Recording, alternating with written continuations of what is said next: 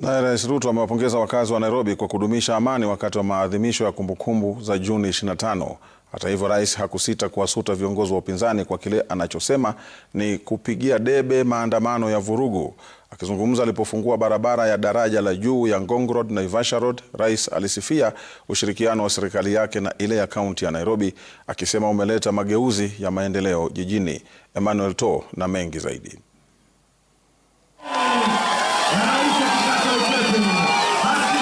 Uzinduzi wa barabara ya daraja la juu ya Ngong Road na Naivasha Road katika kaunti ya Nairobi Jumatatu ilitoa jukwaa la Rais William Ruto kurejelea maandamano ya Juni 25 yaliyochacha jiji kuu la Nairobi. Rais akiwapa kongole wakazi wa Nairobi kwa kudumisha amani katika harakati hizo. Mimi nawashukuru watu wa Nairobi, nawashukuru vijana wa Nairobi, nawashukuru wafanyabiashara wa Nairobi.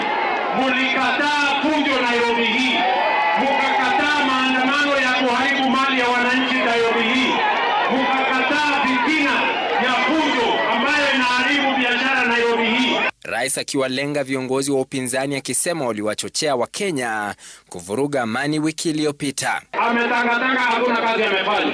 Sasa anataka ati Wakenya hao wote wakose nafasi ya kufanya kazi. Wewe my friend, vile umekosa kazi ya kufanya for 60 years ama 50 years, wachana na Wakenya waende kazini.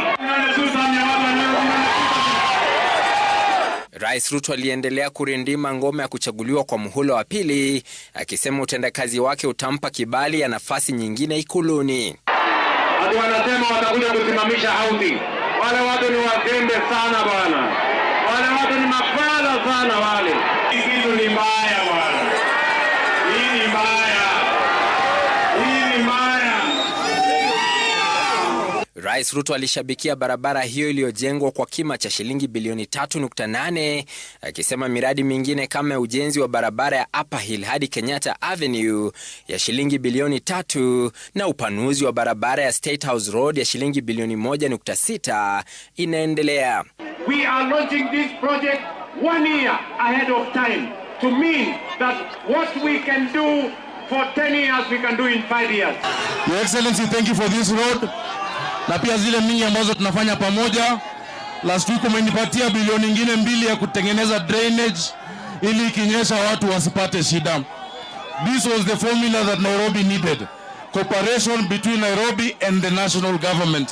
Wale wanaleta siasa ya ukabila tuambia waende wapi? Waende wapi? Kana ukabila ni mbili, tajiri na maskini. Emmanuel To, runinga ya Citizen, Nairobi.